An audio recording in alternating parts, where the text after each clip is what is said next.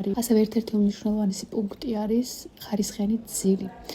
24 საათის განმავლობაში ნებისმიერ ადამიანს 7-8 საათის განმავლობაში უნდა შეეძლოს ხანგრძლივი ძილი, ხანმოკლე ძილი აპროვოცირებს თავად სტრესს.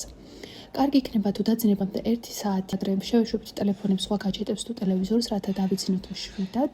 მეხუთე პუნქტი იყო სოციალური აქტივობა, რაც ჩვენი ემოციური მდგომარეობისთვის აუცილებელია. მეგობრებთან, ოჯახის წევრებთან ურთიერთობა, სიცილი, ყველაზე დიდი თერაპია და ახლა გადავდივარ უმნიშვნელოვანეს პუნქტზე.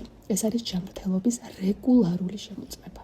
არა მარტო დემენციას, არამედ ნებისმიერ დაავადების პრევენციისთვის აუცილებელია რეგულარული შემოწმება. დემენციის თავიდან ასარიდებლად ხშირად უნდა შევმოწმოთ ჩვენი გულსისხლძარღვთა სისტემა, რადგან გული პირდაპირ კავშირშია ტვინთან.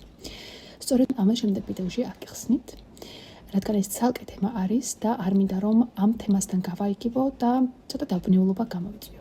მადლობა რომ ისმენთ და მიყურებდით. კიდევ უფრო დიდ მადლობას გადაგიხდით თუ გამომიწერთ და დამიკომენტარებთ თუ იდეას მომაწოდებთ ჩემი შემდეგი ვლოგებისთვის. რადგანაც ეს დაეხმარება როგორც ჩემს არხს, ასევე თქვენს ინტერესის სფეროს, რომ განვავრცოთ ეს თემა და მეტ ადამიანამდე მივიდეს ჩემი ვიდეოები. იქნებ თქვენს მიერ გაზიარებულმა ამ დაკომენტარებულმა ჩემმა რომელიმე ვლოგმა ერთ ადამიანს ხელი შეუწყოს და დაეხმაროს.